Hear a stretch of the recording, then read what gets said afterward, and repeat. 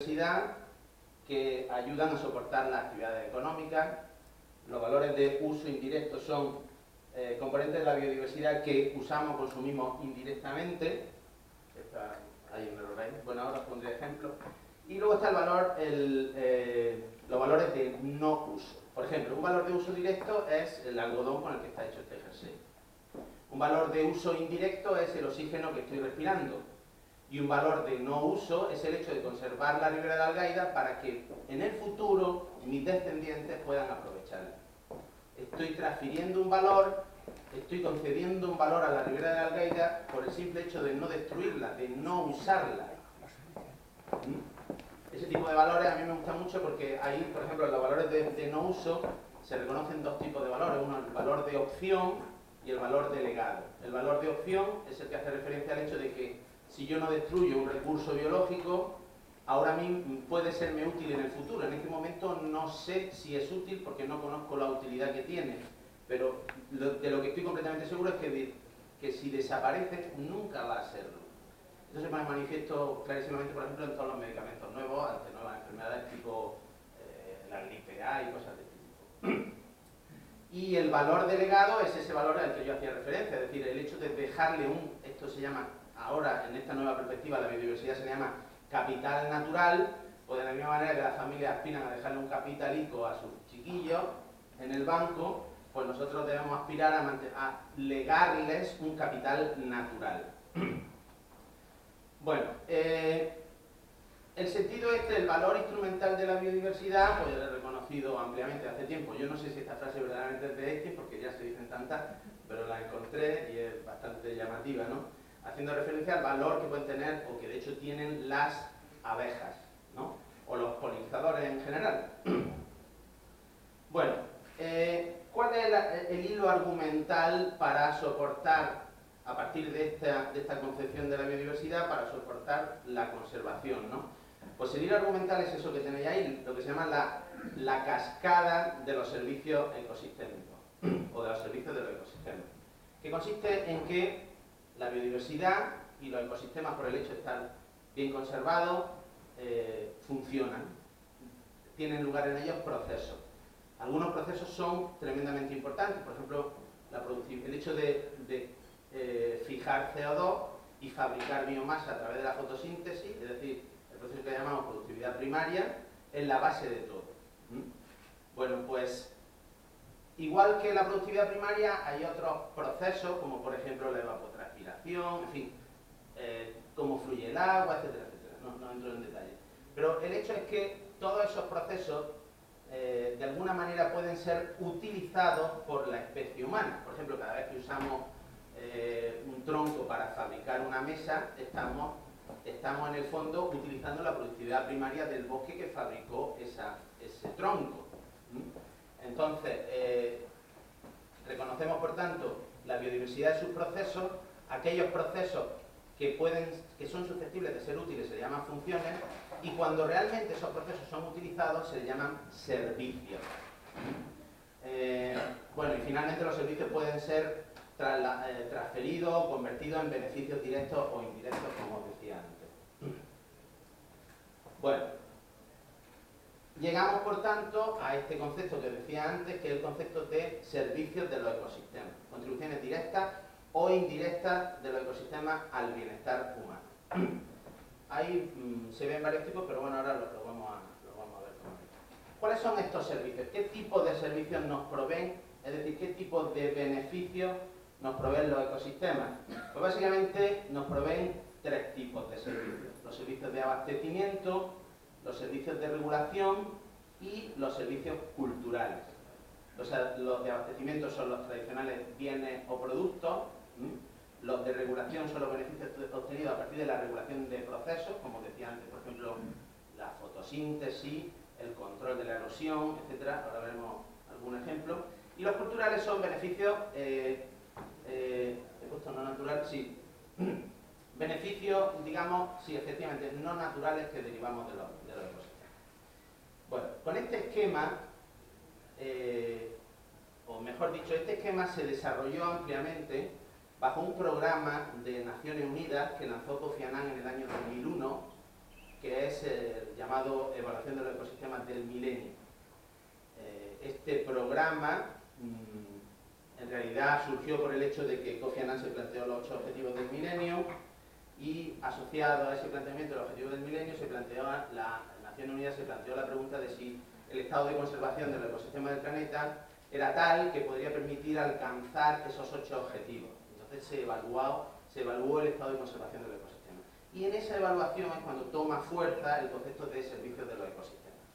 Y esa evaluación se basa en el hecho, la relación entre los objetivos del milenio y el estado de conservación del ecosistema se basa en el hecho de las relaciones que aparecen entre estos dos cuadros.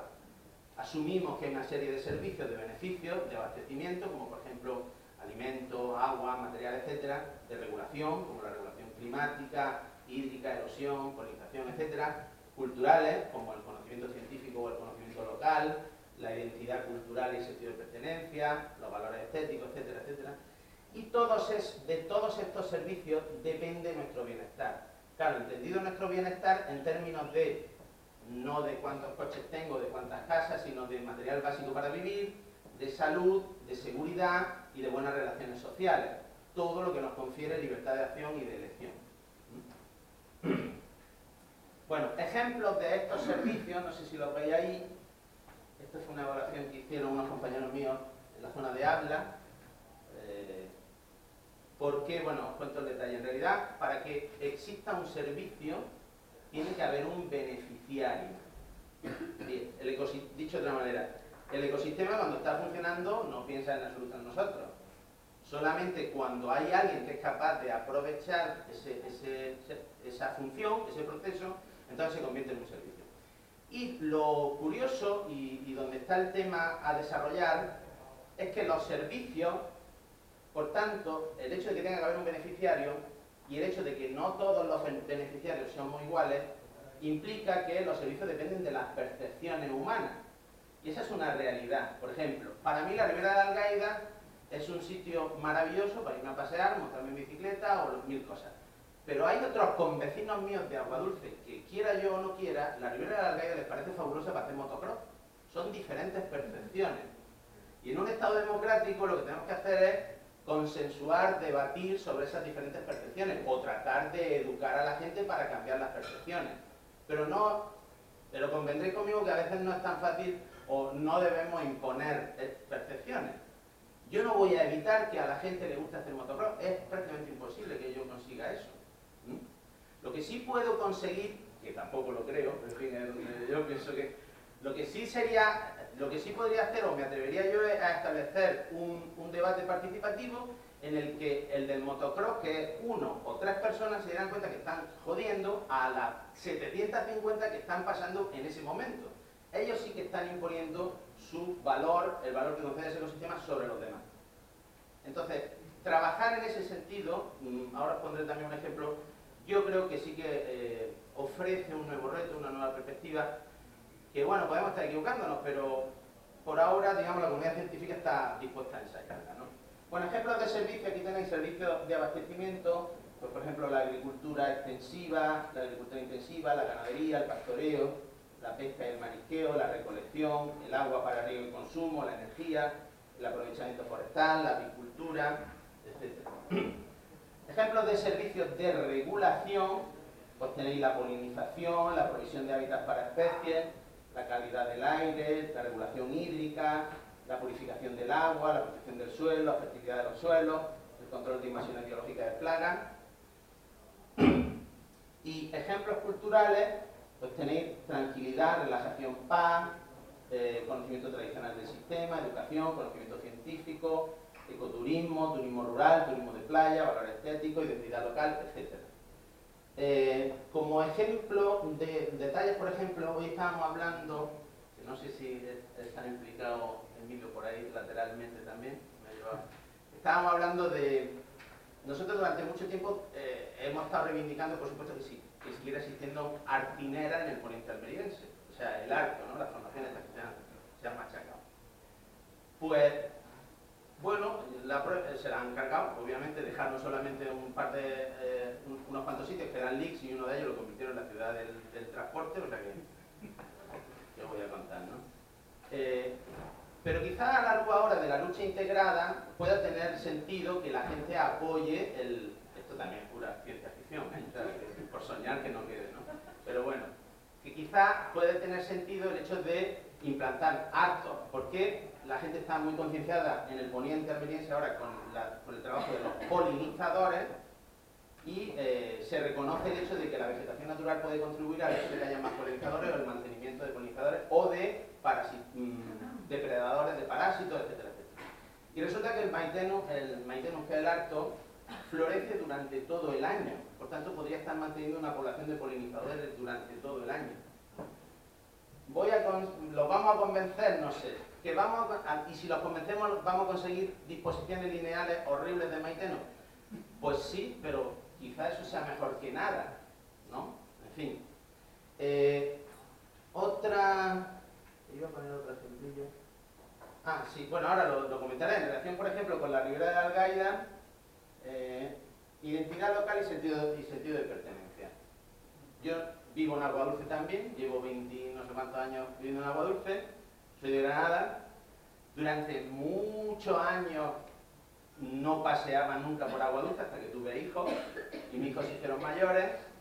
Durante muchos años me iba por las tardes en verano a la playa de Cabo de Gata. Prefería hacerme 80 kilómetros ida y vuelta para ir a bañarme a Cabo de Gata. Y de pronto resulta que hacen una vía verde, que la gente coloniza, que paseamos por allí y digo, jolín, pues sí que hay una playa, está guay. Y entonces ahora resulta que, digo, prefiero trabajar por mi localidad porque estoy empezando a tener una cierta identidad que antes no tenía y un sentido de pertenencia que nunca había tenido. Y precisamente este espacio verde está confiriéndome a mí ese valor que no había tenido. Vamos. Habrá otra gente que el Gran Plaza le represente ese sentido, le implique ese sentido o le desarrolle ese sentido de pertenencia, pero a mí no, en particular. Y creo que a mucha gente tampoco, porque la prueba está en que aquello está colonizado. Bueno, como ejemplos de servicios que prestan los ecosistemas, pues aquí tenéis este de la ribera, de la Posidonia, que también está allí en la ribera, bueno, en la zona marina, que provee un montón de servicios. Las praderas de Posidonia proveen servicios son muy activas secuestrando carbono, es decir, tienen un papel fundamental en el cambio climático, en el ciclado de nutrientes, por tanto contribuyen a la pesca, en la protección de la costa.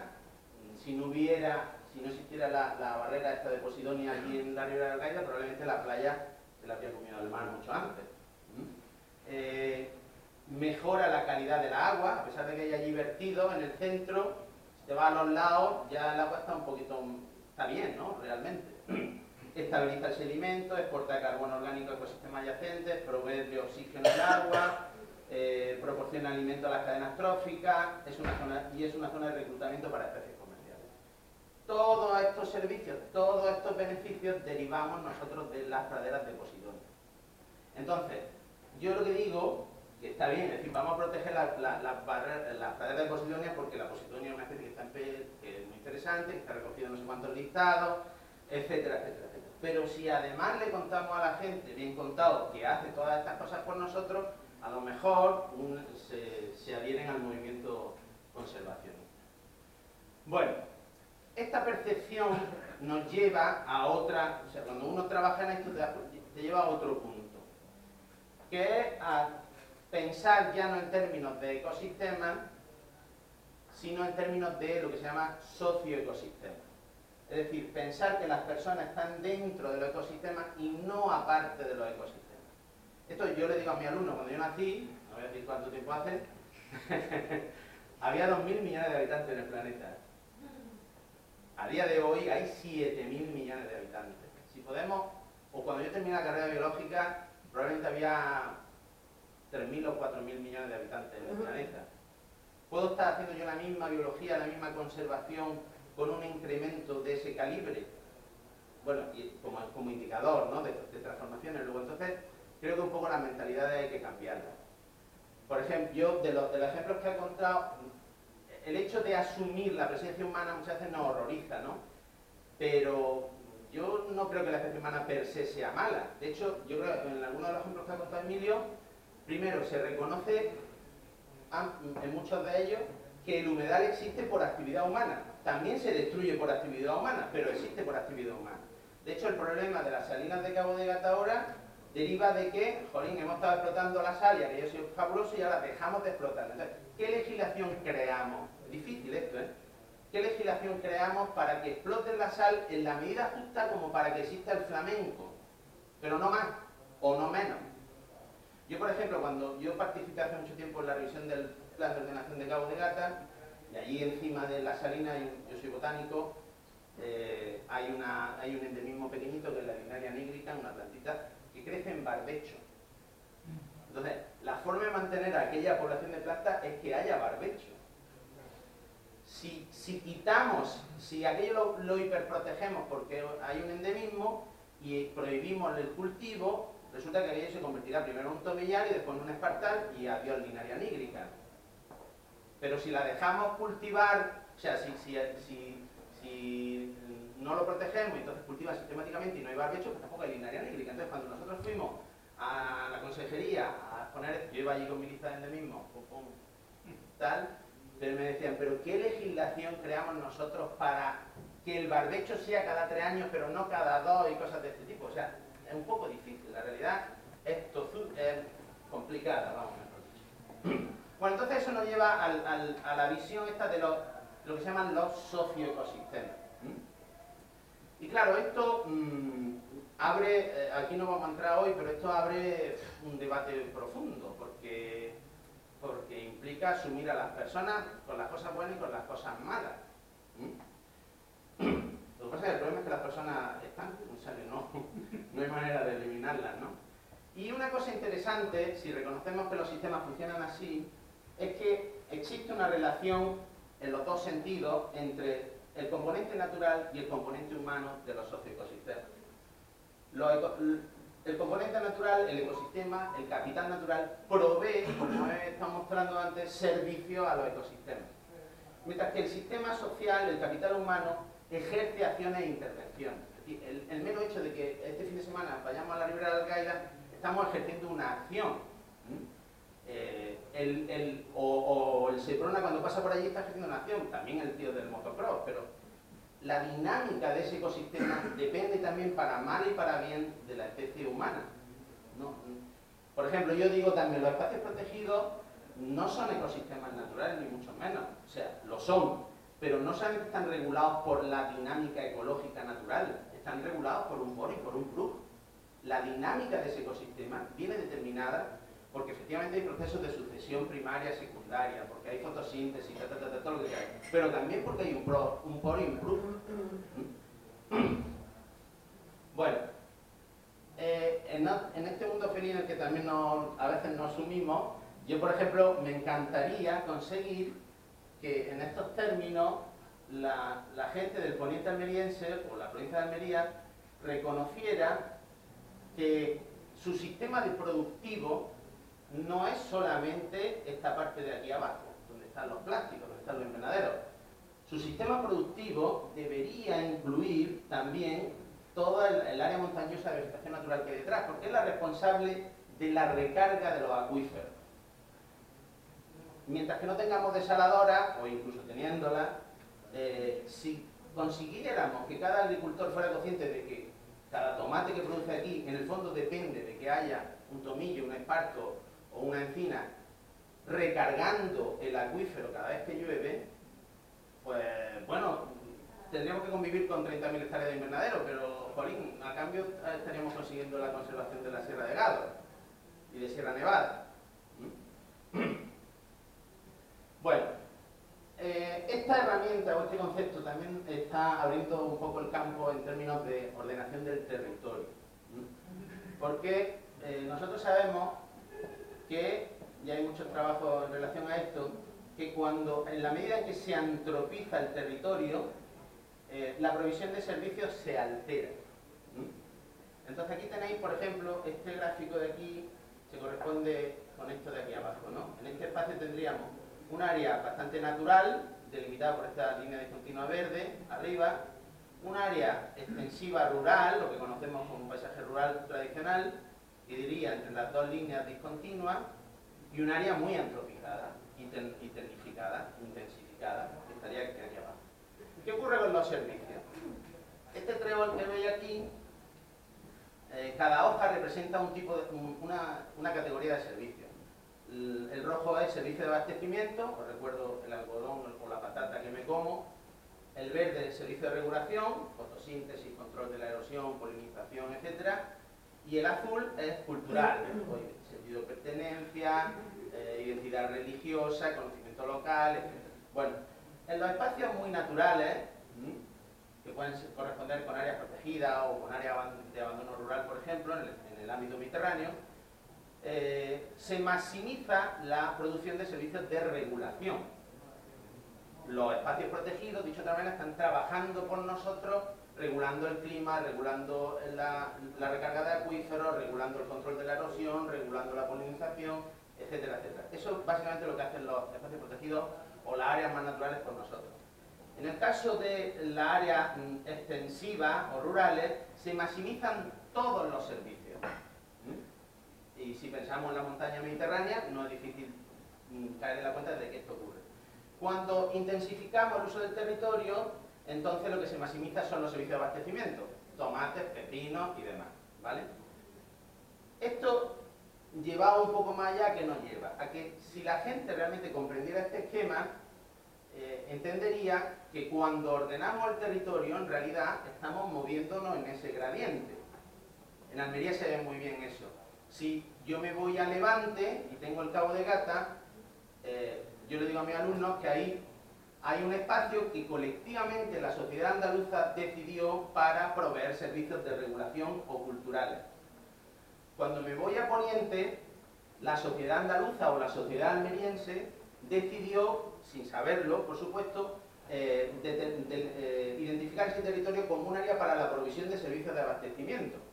Entonces, si se entiende ese juego, quiere decir que cuando yo echo el voto en la urna y decido por unas políticas territoriales, estoy promoviendo el desplazamiento del territorio hacia un tipo de servicio o hacia otro tipo de servicio. Porque es difícil proveerlos todos a la vez. Si yo le digo, si yo le hiciera, a mí me pasa esto también, por ejemplo, en algunas juntas rectoras de parques y demás, incluso entre el pescador deportivo y el pescador artesanal, no se entiende. Que dices, coño, van a por el mismo pescado, pues por eso precisamente no se entiende. El empresario turístico, medianamente ecoturista, ¿no? Con el camping y la casa rural, se lleva fatal con los de la urba de Roquetas. Porque claro, dicen, cojones, que vienen con los autobuses, resulta que yo estoy manteniendo el parque, ellos cobran un día de visita, en fin.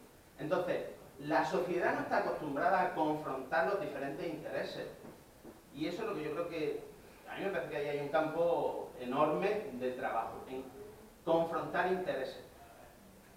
¿Por qué intereses decido? O sea, ¿cómo se decide eso? Pues bueno, en principio, nosotros lo que proponemos, mucha gente propone, dice, si visualizamos la utilidad del territorio en términos de servicio, pues el motocross estará entendiendo, o por lo menos le estoy haciendo ver, no digo que lo acepte, que él está haciendo un uso particular del territorio, pero hay otras personas que querrían pasear por ahí para hacer otros usos de ese territorio.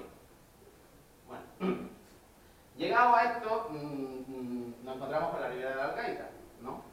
Que es un espacio verde, vamos a llamarlo así, un humedal, pero un espacio verde en el centro de un núcleo urbano, que además tiene la cosa tan, como hemos comentado ya, tan maravillosa de que no lo ha ganado el movimiento conservacionista. Hasta ahora, bueno, ahora se está trabajando. En realidad, quien ganó ese espacio fue la propia gente. No hubo más que ponerle unas vallas de madera para que lo tomara la gente.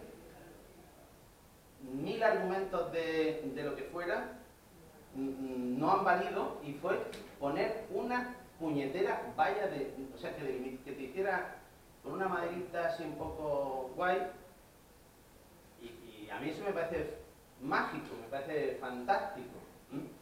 Bueno, ese espacio tiene un valor bastante importante, porque si lo convertimos en un espacio verde para el municipio de Roquetas, pues resulta que estaríamos digamos, proveyendo servicios a la sociedad roquetera, o almeriense en general, digamos. Entonces yo, en realidad mi charla va en el sentido de decir, oye, no solo vamos a contar que allí hay unos valores naturales acojonantes, que hay no sé cuántas especies, sino que vamos a contarle a la gente que aquello le sirve para otras muchas cosas.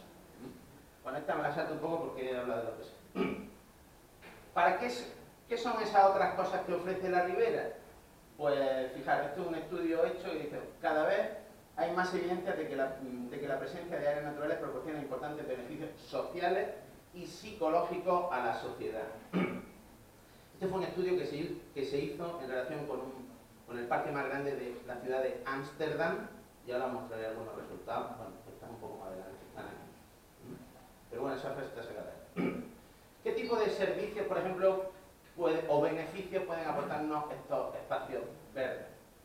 Pues como veis ahí, regulación climática, los espacios verdes proporcionan aire fresco y limpio, reducen el efecto de isla de calor de las ciudades, ayudan a mitigar el cambio climático a través del secuestro de carbono, el disfrute de la biodiversidad, ya veréis, os voy a mostrar una diapositiva, resulta que tiene muchas implicaciones sobre los beneficios psicológicos.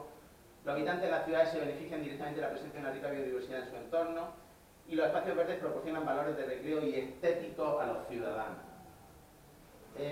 Por ejemplo, en relación con los beneficios psicológicos, este estudio, que no me acuerdo dónde se hizo, relacionaba diferentes indicadores de biodiversidad, como por ejemplo el número de hábitats o el número de especies de plantas, con indicadores del estado psicológico. En este caso, reflexión, entendida como capacidad de pensar y tomar perspectiva, o identidad propia, entendida como grado de sentirse único o diferente a través de la asociación con un lugar determinado. Pues como veis aquí, y bueno, aquí volví a hacer reflexión solo que con otro indicador de biodiversidad. Como veis aquí existe una relación lineal, es decir, en la medida en que aumentaba la biodiversidad, aumentaban los beneficios psicológicos de los ciudadanos, en términos de reflexión y en términos de identidad propia. En el parque este de Ámsterdam que os decía, se le preguntó a la gente por qué iba allí, y resulta que estos son frecuencias de distribución, en fin, pero bueno, 50 de los entrevistados iban a hacer deporte, 341 iban a relajarse, 95 iban con sus niños, 55 iban a socializar y conocer a otras personas, los 154 para escapar de la ciudad, 69 para pasear con el perro, 254 para estar en la naturaleza, en lo más cercano que tenían, 84 para meditar y 33 para inspirarse. Bueno, beneficios psicológicos, ¿no? ¿Qué emociones experimentaba esa gente en ese parque de Ámsterdam? Pues 299 experimentaban libertad, 159 unidad consigo mismo, otros con la naturaleza, suerte, aventura, felicidad, etc. Bueno, este tipo de beneficios yo creo que está bien ponerlos de manifiesto, es decir, que la gente, cuando decimos que la gente colonizó la Ribera de Algaida, supongo lo haría por estas cosas, no sé, no habría otro motivo. En este otro estudio lo que se muestra es los beneficios para la salud que proporcionan los espacios verdes. Este estudio se hizo para un montón de ciudades de Gran Bretaña, así que la muestra es enorme, de grande, no me acuerdo, y en él se tenían en cuenta tres cosas: el aumento a la exposición a espacios verdes, es decir, las ciudades con espacios verdes más grandes cada vez, con la incidencia de enfermedades como causa de muerte y también con el salario que percibían las personas. Entonces, como veis aquí, bueno, en este caso tenéis que desde el grupo 2 hasta el grupo 4 disminuían los ingresos, es decir, los del 2 eran más ricos que los del 4, ¿vale? Es decir, los del beige este raro eran más ricos que los azules y que los rosas. Bueno, lo que se ve aquí es que en principio, a ver que me acuerden, estamos por aquí, en este caso, fijaros que disminuye, si nos fijamos por ejemplo, en cualquiera de las barras, en este caso en la rosa, al aumentar la exposición a espacios verdes, disminuía la incidencia de la enfermedad como causa de muerte. Eso se puede ver en la barra rosa, es decir, en el grupo de personas más pobres, en la barra azul, en la clase media, y también incluso entre los ricos. Lo mismo se puede ver aquí, arriba. Pero lo más interesante es que fijaros cómo disminuye el tamaño o la diferencia que hay entre una parra y otra. Mientras que aquí hay mucha diferencia entre los pobres y los ricos, aquí en cambio, cuando se expone a muchas zonas verdes, la incidencia de las enfermedades como causa de muerte disminuye la diferencia entre rico y pobre. Es decir, que el espacio verde no solamente está contribuyendo a mejorar la salud de los ciudadanos de una manera gratuita, los famosos, ¿cómo se dicen?, paseos del colesterol, no son otra cosa, sino que además contribuye a la equidad social, porque como es gratis, nadie te está cobrando por curarte el colesterol, pues resulta que tanto el rico como el pobre que pasea por ahí se ve beneficiado.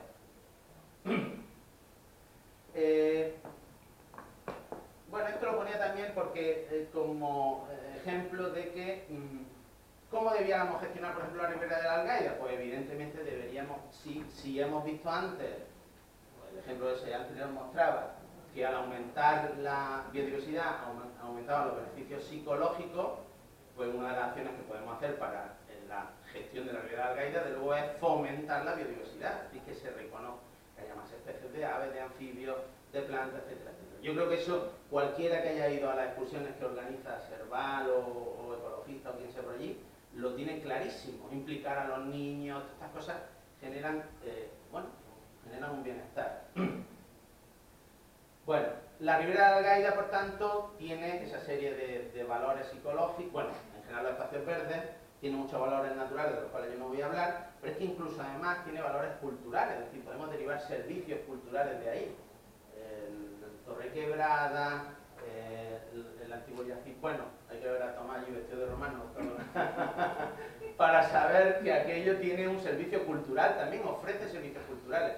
Lo que es increíble es que el Ayuntamiento de Roquetas no vea estas cosas, yo eso no lo entiendo, o sea, puede estar mostrando, en Almería además que no estamos muy sobrados de cosas, de monumentos y estas cosas, yo no lo entiendo. La cantidad de alemanes que podrían estar allí montando en bicicleta, paseando, y eso aumentaría, si no les aunque no les cobre, eso aumenta el número de pernoctaciones. Cuantas más cosas hay que hacer, lo que consigues son más pernoctaciones en los hoteles, y por tanto está dejando más dinero. Eso sin cobrarle, bueno, si les cobras, pero... Y en fin, esto era lo que yo quería contaros, que hay otra serie de valores que también se le puede contar a la gente para implicarlo en la conservación.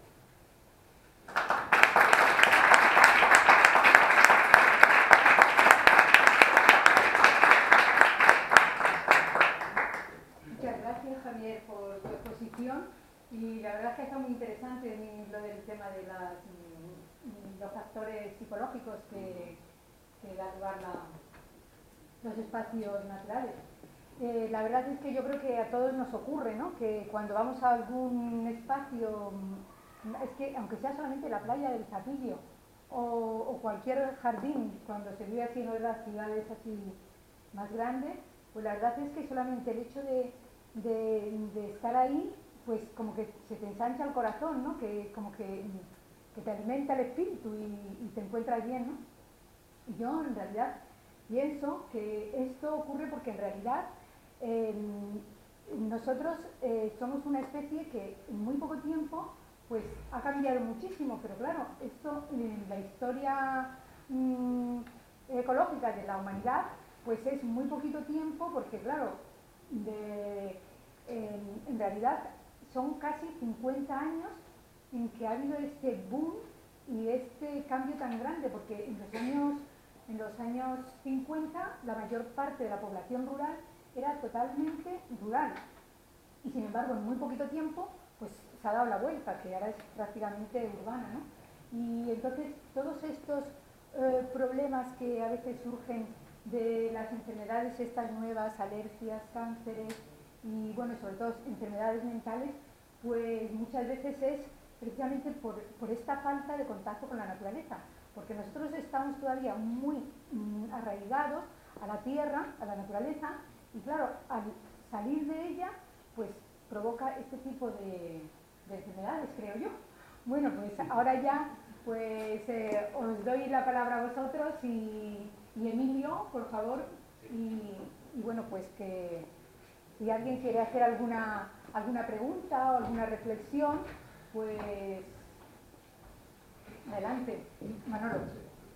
Quería plantear dos cosas. Primero, una reflexión que es la leyenda negra que hay con las zonas con humedales, históricamente asociados a enfermedades, a transmisión de enfermedades, paludismo, quiero recordar, todas las leyes que había pues en el siglo XVII, XVIII y tal, que incluso planteaban desecar los pantanos, taparlos y tal, precisamente para acabar con esas enfermedades. ¿Cómo todavía en el subconsciente queda parte de eso? Es decir, cuando estabais hablando del tema de los mosquitos, es una cosa recurrente, es decir, que cuando hay una urbanización